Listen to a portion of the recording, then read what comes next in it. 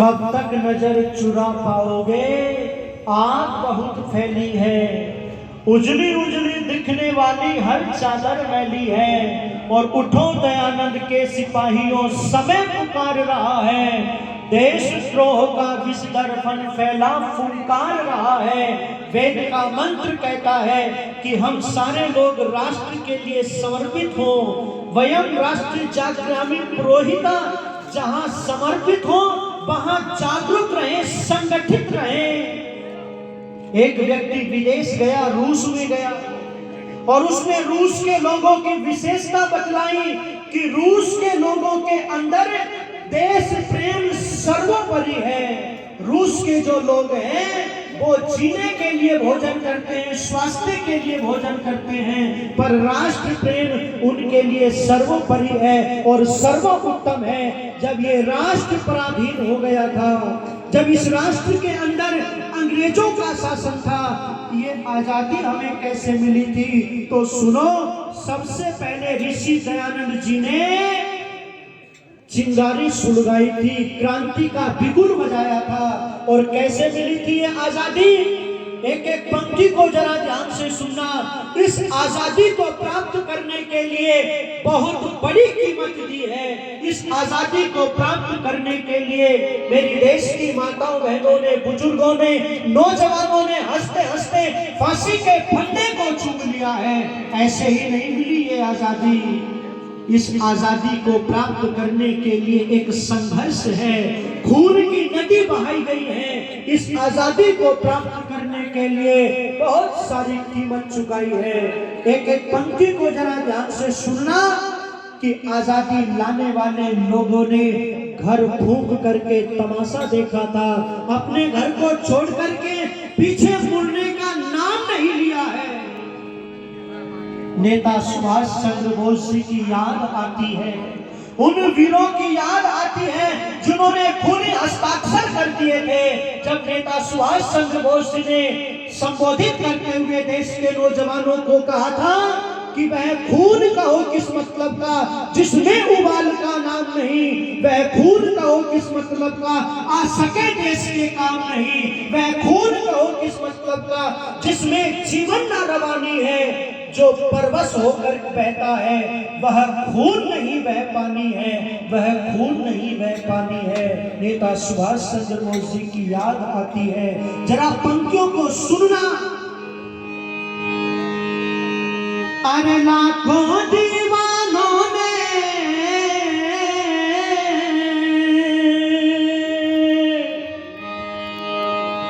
लाखों दीवानों ने गर्दन कटवाई थी,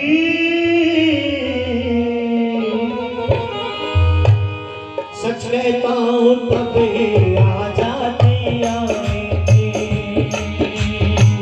सच कहता हूं तभी आजादी आई थी। लाखों दीवानों ने गर्दन कटवाई थी, सच कहता हूं तभी आजादी आई थी। हो सच कहता हूं तभी आजादी आई थी। लाखों दीवानों ने गर्दन कटवाई थी, सच कहता हूं तभी आजादी आई थी। हो सच कहता हूं तभी आजादी आई थी। सबसे पहले दयानंद ही ललकारा था, 1857 का नकारा था। रजवाड़ों को घर घर जाकर दुत्कारा था, अंग्रेजी शासन को उसने धिक्कारा था। सबसे पहले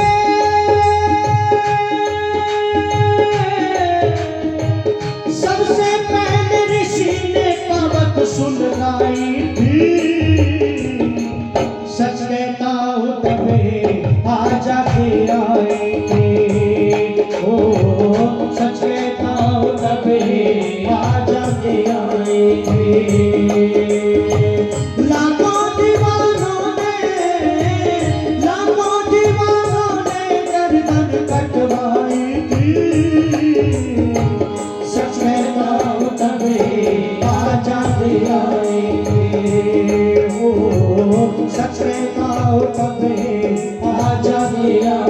थे। परवाने प्रज्वलित शिखा को चूम गए थे। कितने पागल बिना पिए ही झूम गए थे। भगत सिंह की भक्ति बिना ये हवन न होता। भगत सिंह की भक्ति बिना ये हवन न होता। आशाओं की लाशें होती कफन न होता। सिसकी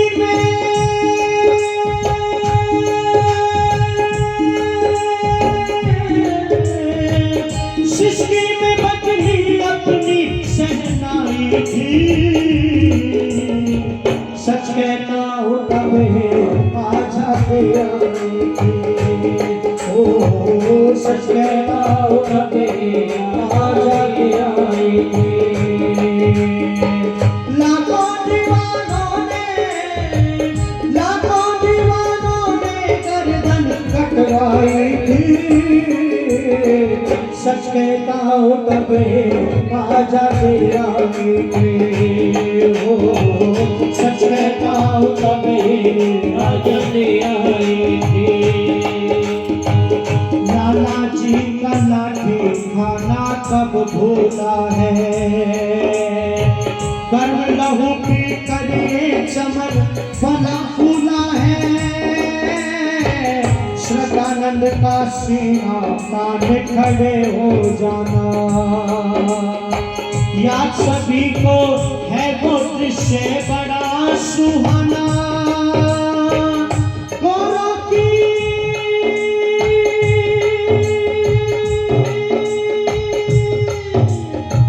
गोरों की संगीनों सिने झुकवाई थी।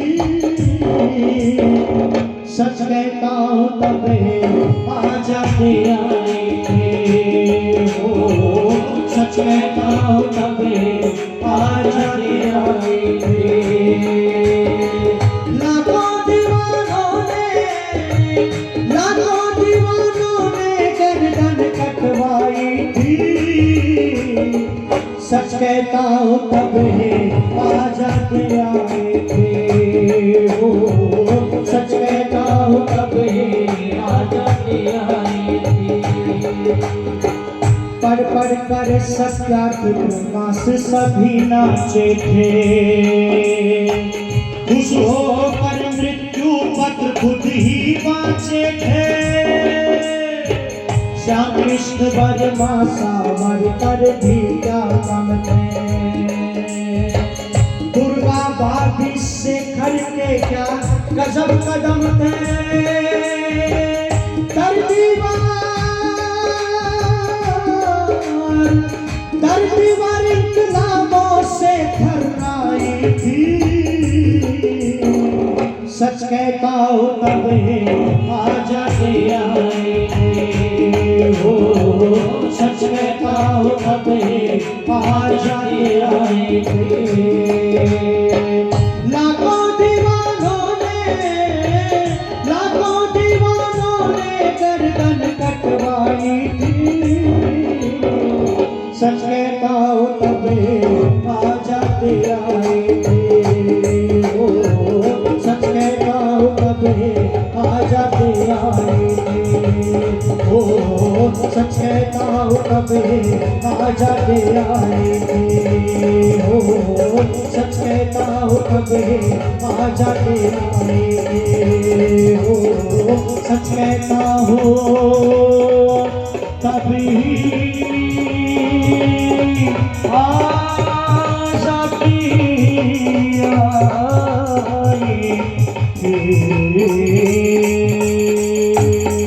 बोलो भारत माता की।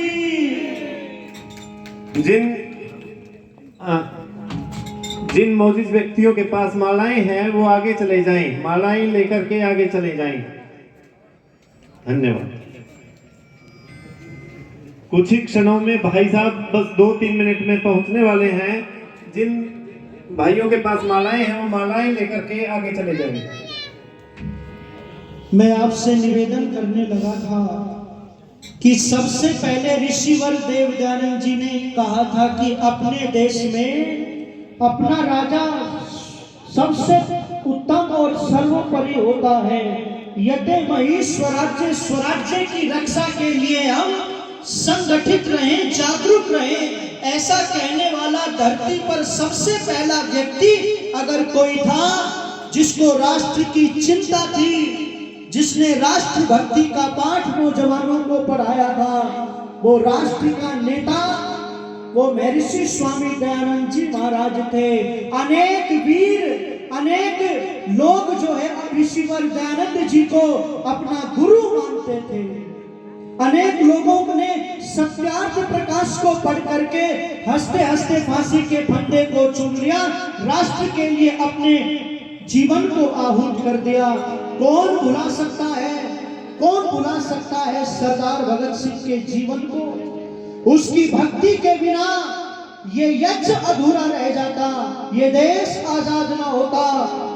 यदि सरदार भगत सिंह की 4 पीढ़ियां राष्ट्र की बलिवेदी पर यदि आहूत ना होती, कभी सरदार भगत सिंह जी के इतिहास को उठा करके पढ़ना।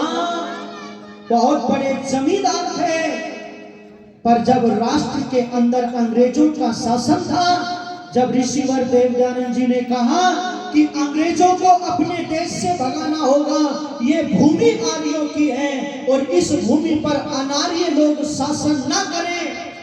ऋषिवर देवदयानंद जी के उन प्रवचनों को सुन करके, उन व्याख्यानों को सुन करके सरदार भगत सिंह ने अपने परिवार को राष्ट्र के लिए आहूत कर दिया।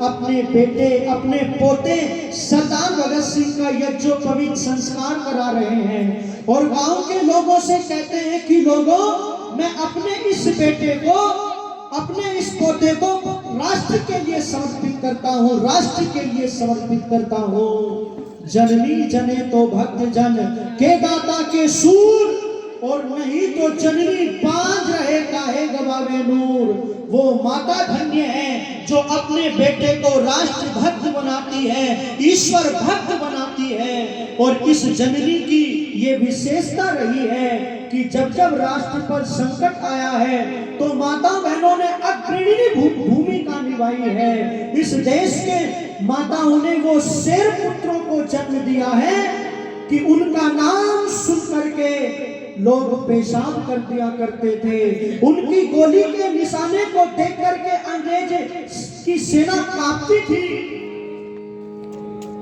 क्या गजब का निशाना चंद्रशेखर आजाद का था, निशाना नहीं चूकता था चंद्रशेखर आजाद का। शास्त्री जी 1 मिनट, हमारे मध्य में मनोज पाल जी कांग्रेस के वरिष्ठ नेता पहुंचे हैं। आर्य समाज बाल समाज उनका हार्दिक स्वागत करता है, अभिनंदन करता है। बहुत धन्यवाद। और कैसे पुत्र पैदा किए इस देश की माताओं ने। यदि ऐसे पुत्रों को पैदा करना शुरू कर दे माता, तो देखो हिंदू जाति का कल्याण हो सकता है, कल्याण। आज तो बच्चा जो है कुत्ते को देख करके मार्ग बदल देता है। आज तो बच्चा भूत और प्रेत की कहानी सुनता है। कभी इस देश की माताएं, माता मदालसा शुद्धो असी वीरो असी, संसार माया परिवर्जितो असी, योद्धा बनाती थी, बलवान बनाती थी। और इस देश की माताओं ने कैसे कैसे पुत्रों को जन्म दिया। माता जीजाबाई,